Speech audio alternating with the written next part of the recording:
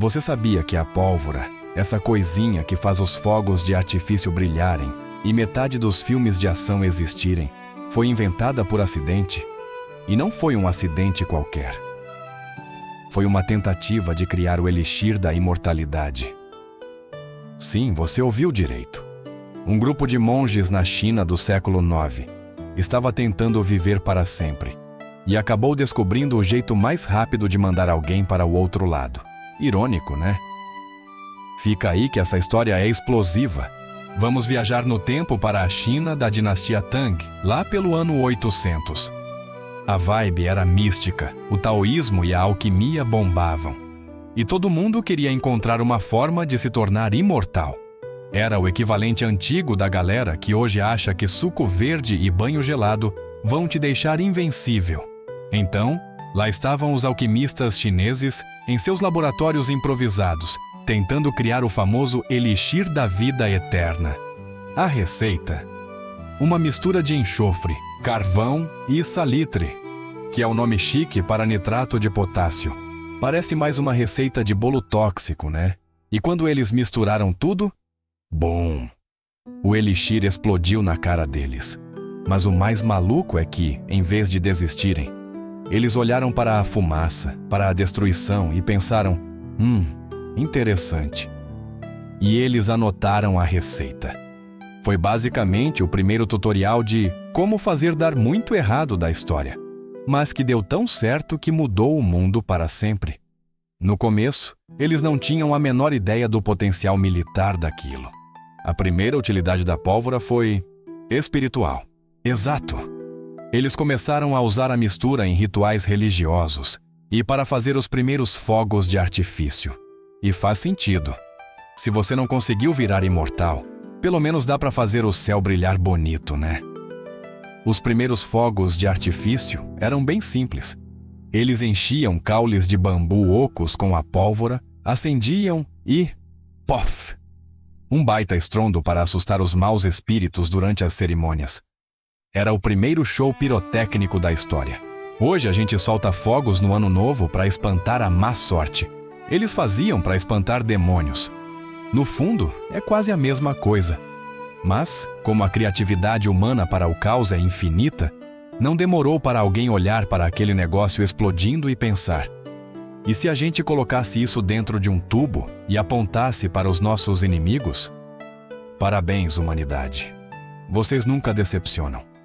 Por volta do século X, os chineses já estavam usando a pólvora em armas bem primitivas.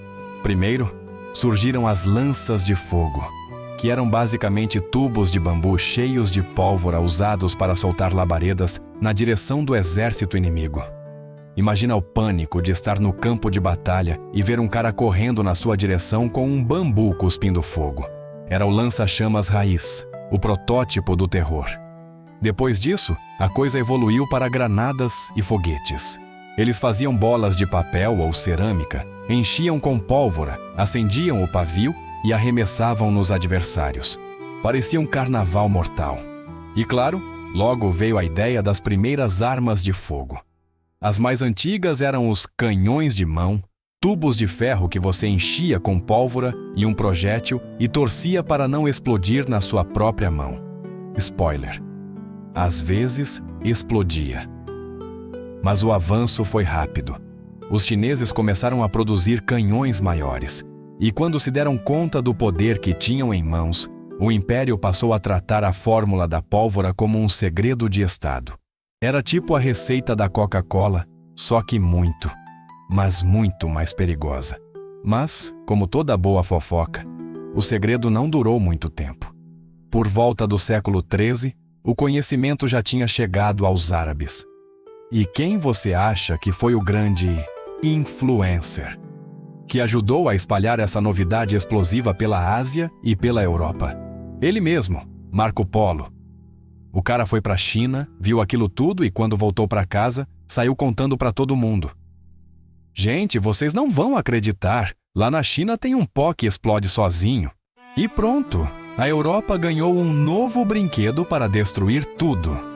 Os alquimistas e engenheiros europeus ficaram alucinados e começaram a adaptar a pólvora para uso militar em larga escala. Assim, nasceram os grandes canhões europeus. O barulho, a fumaça, o poder era o sonho de consumo de todo rei que queria mostrar quem mandava no pedaço. A Idade Média, de repente, virou de uma mistura de Game of Thrones com um filme do Michael Bay. As muralhas que protegeram cidades por séculos começaram a cair em questão de minutos. Arcos, flechas e espadas foram sendo substituídos por armas de fogo. O campo de batalha nunca mais foi o mesmo. A pólvora tornou a guerra algo mais impessoal. E, convenhamos, um pouco mais covarde também, porque agora era possível eliminar um inimigo à distância sem nem olhar no rosto dele. E olha só que ironia. Os chineses inventaram, mas quem mais se beneficiou militarmente no início foram os ocidentais. Enquanto a Europa estava explodindo castelos e usando canhões para dominar o mundo, a China ainda estava mais focada no uso para fogos de artifício.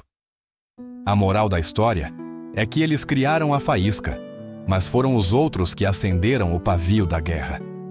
Mas nem tudo é destruição. Os chineses continuaram a aperfeiçoar a arte dos fogos de artifício, criando uma das tradições mais lindas do planeta. Aqueles shows de luzes coloridas que a gente vê no Réveillon? Sim, invenção chinesa.